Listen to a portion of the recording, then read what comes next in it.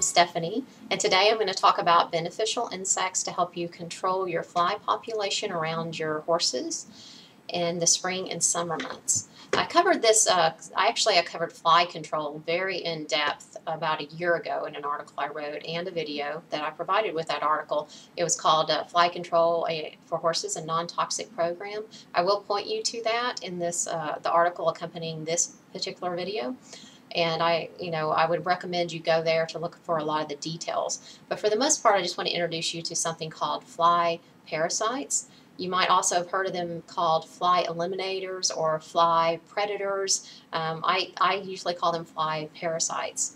And what they are, they're beneficial insects that help to break your fly's life cycle. And that doesn't mean that they're going to completely eliminate your flies. They could if you actually start early enough, and then you definitely want to use complement your program with other things such as fly traps. And I cover that, like I said, in my other video. For the most part, I just kind of want to give you some tips, a few tips and tricks as far as how I use these beneficial insects. And anytime you can think of using beneficial insects to help balance out your farm and as far as whether it's helping to control flies or helping to control fleas or helping to control fire ants or whatever, when things are out of balance, when Mother Nature's out of balance, that usually means your insects, the good guys, are out of balance, and which is causing more of the not so good guys, or the ones that you don't want around as much. So the more in balance you can bring your property, the better. So today I just kind of want to give you a few tips. Here in Texas, everything, spring has arrived and everything's green and it's all popping up. We're still having some fluctuations in the weather, and the horses are shedding their winter coats and that kind of thing. I personally don't start putting out the fly predators until some of these ups and downs in the temperatures kind of stabilize a little bit. Most people would disagree with me on that, but that is how I approach it as far as whenever I go to release the predators or the fly parasites. So that kind of helps me not only save money, but I feel like they're much more effective when I allow it to warm up just slightly enough, or when the weather kind of gets a little bit more stabilized, because we're still having some nights in the 40s. Just last night, or actually last night, I think it got down to like 49. So it's still a little chilly, and then during the day, yes, it's getting warm enough for flies to hatch out, and I'm seeing one or two here or there.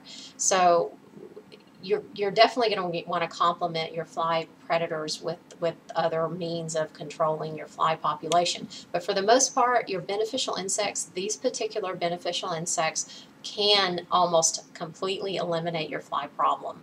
I have used them for well over 10 years, and I've used them in different types of situations where I've had a lot of cattle around me, which was very frustrating. So I was able to significantly decrease the fly population. And then the times that I had my horses in an area where there were no cattle around, and maybe there were other animals such as goats or sheep or things like that, the fly predators did an excellent job, and I had almost zero flies for the entire summer and spring and all into the fall. So those particular years, which were wonderful years, I didn't use almost hardly any fly spray, which is very nice. It saves you money there. So it's much better for everybody all around, your horses and you and that kind of thing. But these fly predators, I'd highly recommend you look into them. I've got several resources in this article, but I definitely want to give you just a few tips. One tip was, of course, it's up to you how you want to release them. There's different opinions on as far as when to release, during what temperatures. I already kind of told you what I do here in Texas. So it's going into, it's like March right now, the end of March. And we'll be, still having some weather fluctuations. So a lot of people will want to start putting them out here. Other parts of the country, they're still having snow. So it all depends on your part of the country, where you're at, how your weather fluctuates, that kind of thing. So use your best judgment. But that's one tip. The other tip I want to give you is, if you feed any kind of product that has diatomaceous earth in it, diatomaceous earth, I don't think it's a bad thing to feed as long as you're feeding the right kind and you know, combined with other ingredients. But just to let you know that if you are feeding it and you go and put your fly predators in your manure pile, then it can actually kill your fly predators. So you don't want to do that. You want to be very careful not to put it in the manure pile where it, like for example, if you're feeding diatomaceous earth, because it will kill your fly predators. So you want to be strategic in how you release your predators or fly. I keep saying predators. I like the word predator because I think of them as going and destroying the, you know, as far as breaking that life cycle, and they're kind of my heroes. So I'm going to use the word predator, even though you know, most people say parasites or fly eliminators. So whatever you feel like calling them, those are the three terms I use kind of interchangeably. But one thing I want to show you is, you know, since I do have neighbors who have cattle around, I sometimes will go and hang something, this little hatching station out. And if you can see it, here's one. It's a little hatching station. This is a medium-sized one, and I will put them in there, and the fly predators can get out, especially if I don't have a place to kind of really put them.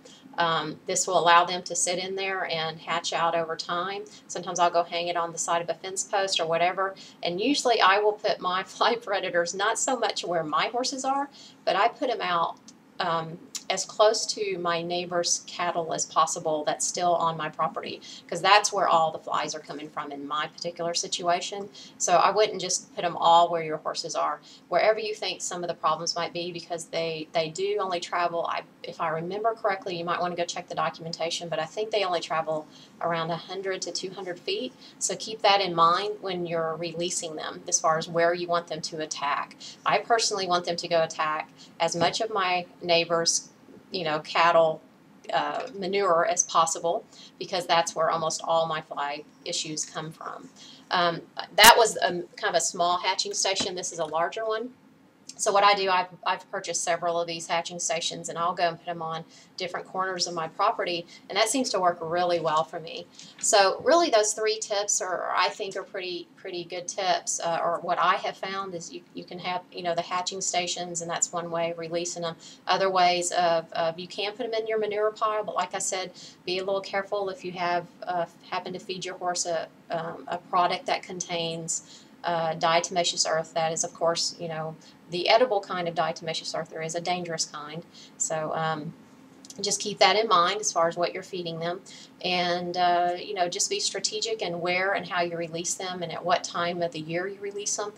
The earlier the better, before you start really seeing flies. I'm seeing some flies right now, but like I said, the fluctuations in my temperatures, I just haven't seen over the years it being as effective, and I'm afraid it might, you know, they don't hatch out as well and they don't work as well, but I could be wrong on that, but that's what I have just felt. And so I wait just a little longer, and then I use other means for catching some of the adult flies. So please go check out my other article.